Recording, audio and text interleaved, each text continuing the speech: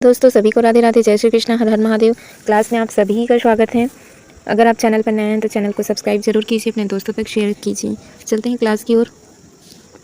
जो हमारा आज हम पढ़ते हैं स्थल मंडल है ना, और क्या पढ़ेंगे हम? स्थल रूप है। ये हमारा क्या पढ़ेंगे आज हम? स्थल रूप और पर्वतों की श्रृंखला, पर्वतों के प्रकार, इनको हम देखेंगे।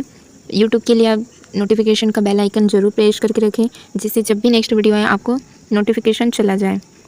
तो हमारी पृथ्वी क्या है? सभी जगह एक समान नहीं है। जो हमारा स्थल रूप है वो क्या है? सभी जगह समान नहीं है। कहीं ऊपर है तो कहीं जगह क्या है? नीचे है। कहीं पर मैदान है, कहीं पर पठार देखने को मिलेंगे, कहीं पर पर्वत देखने को मिलेंगे, कहीं पर झील है। ऐसा क्यों है? क्योंकि हमारी पृथ्वी क्या है?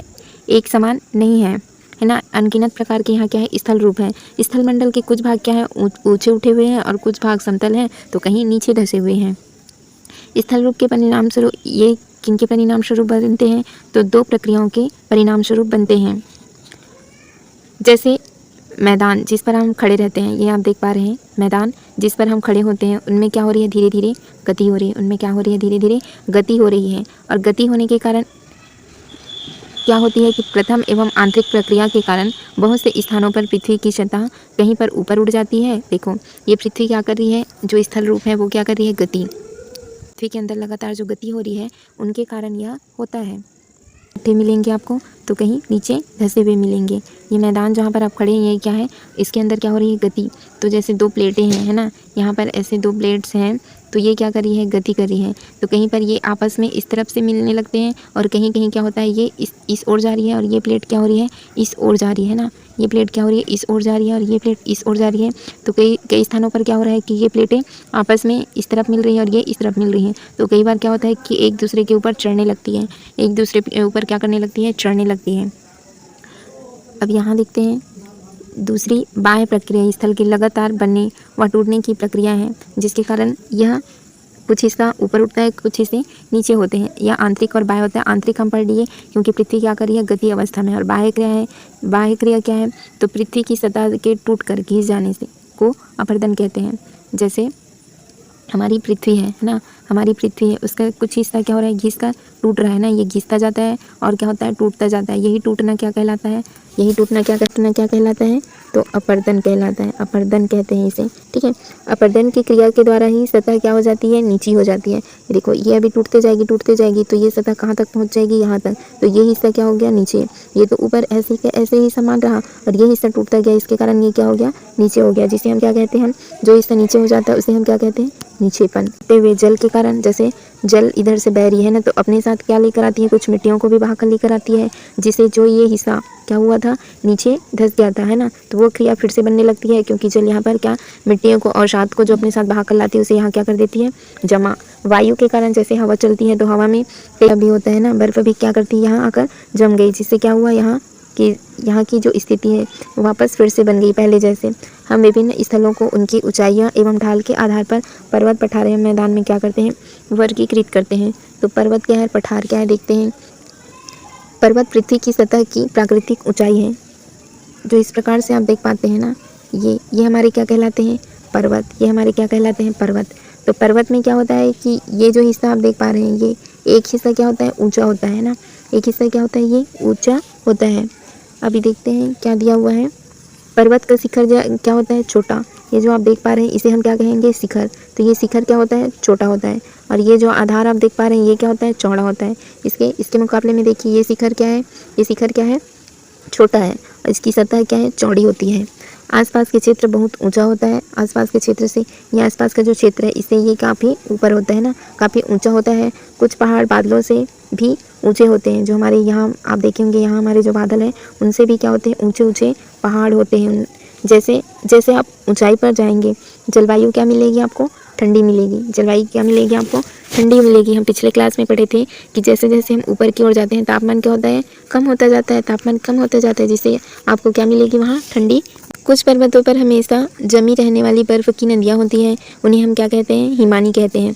जो हमारी पर्वतों पर क्या होते हैं? हमेशा बर्फ़ जमे होते हैं ना, और बर्फ़ की नदियाँ होती है, उसे हम क्या कहते हैं? बर्फ़ की नदियाँ होती है, उसे हम क्या कहते हैं? हिमानी कहते हैं। उसे हम क्या कहते हैं? हिमानी। यहाँ कुछ ऐसे भी पर्वत हैं जो समुद्र के भीतर हैं। आपको पता है कि पर्वत केवल सतह के बाहर नहीं होता, बल्कि कुछ पर्वत क्या होते हैं? जो हमारे समुद्र हैं उनके अंदर भी पर्वत होते हैं, उनके अंदर भी पर्वत होते हैं समुद्र के अंदर, तथा जिन्हें हम क्या नहीं कर सकते, देख नहीं सकते। कठोर जलवायु के कारण पर्वतीय क्षेत्रों में बहुत कम लोग निवास करते हैं। जो हमारे पर्वतीय इलाके हैं वहाँ की जलवायु कैसे होती है, तो कठोर होती है, जिनके कारण लोग वहाँ निवास कम करते हैं। वहाँ का धरातल खड़ी ढाल वाला होता है तथा कृषि योग्य भूमि की कमी होती है। अब देखो, आप मैदानी इलाके में रहते हैं तो वहाँ की भूमि क्या होती है, समतल होती है ना, जहाँ खेती करने के लिए उपयुक्त मौसम एवं जलवायु और क्या होती है, मैदानी क्षेत्र होते हैं ना, जिसके लिए हम कृषि आसानी से कर सकते हैं। लेकिन हम पर्वतीय क्षेत्रों में जब जाएंगे तो यहाँ क्या मिलेगा आपको, ढलान एरिया। जैसे वर्षा होती है, वर्षा का जल क्या हो जाता है, नीचे बह जाता है, जिससे कृषि उपजाऊ नहीं हो पाती, जिससे हम खेती के लिए अच्छी पैदावारी नहीं कर पाते हैं। इससे हमारी भूमि की भी कमी होती है, क्योंकि यहाँ क्या होते हैं, पर्वत होते हैं ना, पथरीला इलाका होता है और खड़ी ढाल होती है, जिससे क्या होते हैं, यहाँ लोग कम निवास करते हैं और मैदानी हिस्से में लोग अधिक निवास करते हैं, क्योंकि वहाँ कई सारी सुविधाएँ मिल जाती हैं। पर्वतों के भी अलग अलग प्रकार होते हैं। पर्वत कितने प्रकार के होते हैं, तो 3 प्रकार के होते हैं। एक वलित पर्वत होता है, एक भ्रंशोत पर्वत होता है, एक ज्वालामुखी पर्वत होता है ना। तो वलित पर्वत क्या है, भ्रंशोत पर्वत क्या है, ज्वालामुखी पर्वत क्या है, इसे हम देखते जाते हैं। ये क्या है, पर्वत श्रृंखला है, अलग अलग क्या है, पर्वत श्रृंखलाएं हैं। ये देखिए, इस इमेज में आप देखिए, यहाँ क्या है, अलग अलग पर्वत की श्रृंखलाएं हैं, जो आप यहाँ पर देख पा रहे हैं इस इमेज में। और ये जो आप देख रहे हैं, ये क्या है हमारा, ये आप देख रहे हैं, ये क्या है, वलित पर्वत। जैसे हमारा क्या है, हिमालय, हमारा भारत जैसे है, ठीक है, हमारा भारत है, तो इस हिस्से में क्या है, आपको इस हिस्से में क्या मिलेगा, हिमालय पर्वत मिलेगा। इस हिस्से में आपको क्या मिलेगा, हिमालय। तो हिमालय किस प्रकार के पर्वत हैं, तो ये वलित पर्वत है। हिमालय किस प्रकार के पर्वत हैं, तो वलित पर्वत है। और पर्वत के हम कितने प्रकार पढ़े हैं, 3 प्रकार, ठीक है। एक होता है हमारा वलित पर्वत, दूसरा है भ्रंशोत पर्वत और तीसरा होता है हमारा ज्वालामुखी पर्वत, ठीक है। अब इसमें से हिमालय तथा एल्प्स कौन से पर्वत हैं, तो ये कौन से पर्वत हैं, हिमालय और एल्प्स कौन से पर्वत हैं, तो ये वलित पर्वत है, जिसे हम क्या कहते हैं, फोल्ड माउंटेन, जिसे हम क्या कहते हैं, फोल्ड माउंटेन। तो फोल्ड माउंटेन, यहाँ आपको क्या पूछा जाएगा कि वलित पर्वत के उदाहरण बताइए, तो आप क्या कहेंगे, हिमालय। हिमालय हमारा न्यू है ना, नया है, ये अभी अभी बना है, इसको ज़्यादा टाइम नहीं हुआ है, तो नया है ये हिमालय। तो ये हिमालय और एल्प्स, ये दोनों क्या है, आल्पस जिसको बोला जा रहा है, ये क्या है, हमारे वलित पर्वत है, जिनकी सतह क्या है, उबड़ खाबड़ और शिखर क्या है, शंकुआकार है, शंकु के आकार में है। हिमालय कौन से आकार में है, तो शंकु के आकार में है। भारत की अरावली श्रृंखला विश्व की सबसे पुरानी वलित पर्वत श्रृंखला है।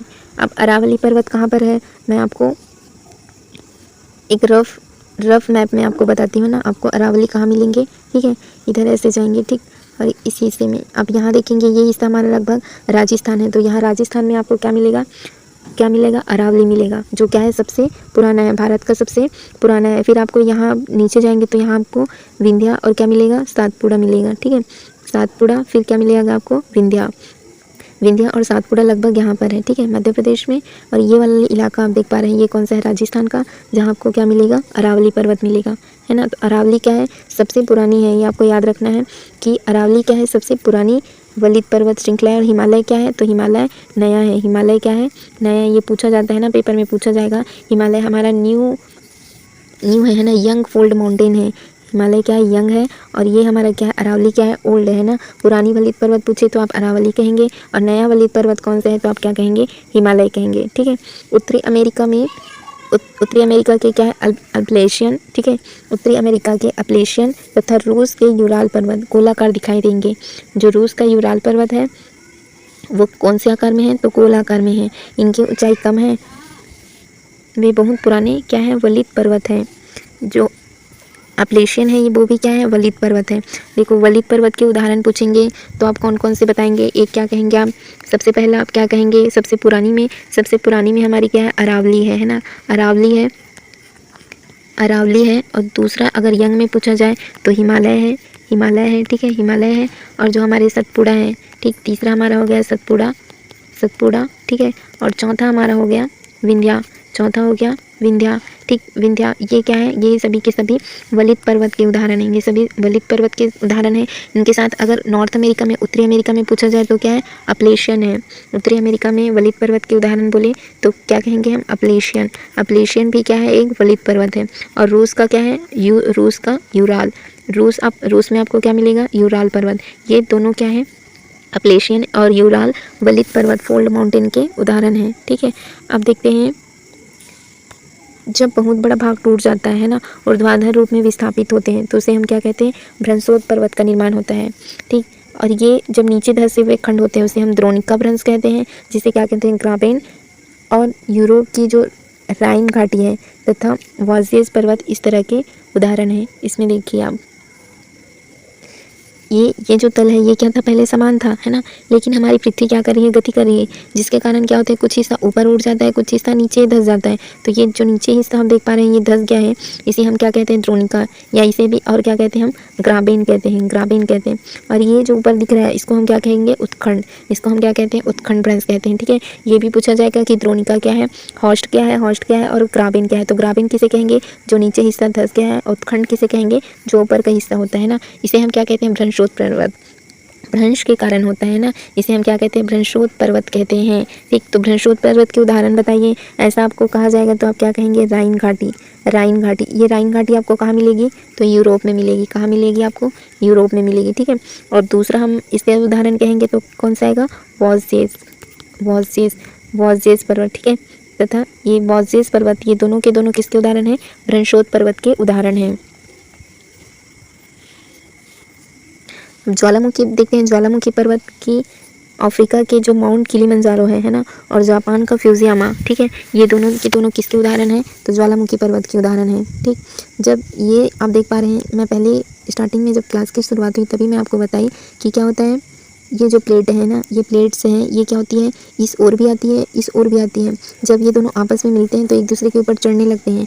और यही अगर ये जो प्लेट्स हैं ये क्या होती है, कुछ प्लेटें इस तरफ जाती हैं और कुछ प्लेटें इस तरफ जाती हैं। तो ये बीच का हिस्सा जो ये बचता है इसमें क्या निकलने लगती है, इससे क्या निकलने लगती है, लावा। ठीक है, जो ज्वालामुखी कहलाती है ना, लावा यहाँ से निकलती है और फटती है तो ऊपर ऐसे फटने लगती हैं, जिससे पर्वत और पठार का निर्माण होता है। तो उसे हम क्या कहते हैं, ज्वालामुखी पर्वत कहते हैं। ठीक है, यहाँ क्या फटती है, लावा, जिससे ज्वालामुखी पर्वत का निर्माण होता है। अब ये इसके उदाहरण बताइए तो आप क्या कहेंगे, किलिमंजारो। किलिमंजारो आपको कहाँ मिलेगा, अफ्रीका में। ठीक है, अफ्रीका का किलिमंजारो, किलिमंजारो ये किसके उदाहरण है, अफ्रीका का किलिमंजारो ज्वालामुखी पर्वत के उदाहरण हैं। ठीक है, और क्या मिलेगा आपको, फ्यूजियामा, ये कहाँ मिलेगा आपको, जापान में मिलेगा। फ्यूजियामा आपको कहाँ मिलेगा, फ्यूजियामा ये आपको कहाँ मिलेगा, जापान में मिलेगा। कहाँ मिलेगा, जापान का जो फ्यूजियामा है वो किसके उदाहरण है, तो ज्वालामुखी पर्वत के उदाहरण हैं। ये आप देख पा रहे हैं इस इमेज में, आप देखिए ये। ठीक है, ये यहाँ से लावा ऐसे निकलती है। ठीक है, तो ये किसके कारण होता है, तो ये ज्वालामुखी के कारण है ना। ज्वालामुखी जब का उद्गम होता है ना, ये लावा यहाँ से निकलती है, फिर ये क्या करती है, ठंडी होती है ना, तो कुछ हिस्सा अंदर ठंडा होता है और कुछ हिस्सा क्या बाहर आकर ठंडा होने लगता है, और ये लावा यहाँ पर जम जाती है, जिससे पर्वतों का निर्माण होता है, जिसे हम क्या कहते हैं, ज्वालामुखी पर्वत कहते हैं। इसमें देखिए ये पर्वत किसके कारण बनी है, तो ये ज्वालामुखी के कारण बनी है। ठीक, अब पठार क्या है उसको देखते हैं। देखो, पर्वत में क्या होता है, जो शिखर होता है ना, तो शिखर क्या होता है, छोटा होता है, और आधार क्या होता है, इसका चौड़ा होता है। और जो पठार होता है वो उठी हुई एवं सपाट भूमि होती है। ये देखिए यहाँ पर ये उठी हुई है, लेकिन ये कैसी है, इसका शिखर कैसा है, ये सपाट है, तो इसे हम क्या कहेंगे, पठार कहेंगे। ठीक, पर्वत और पठार में आप अंतर समझ गए।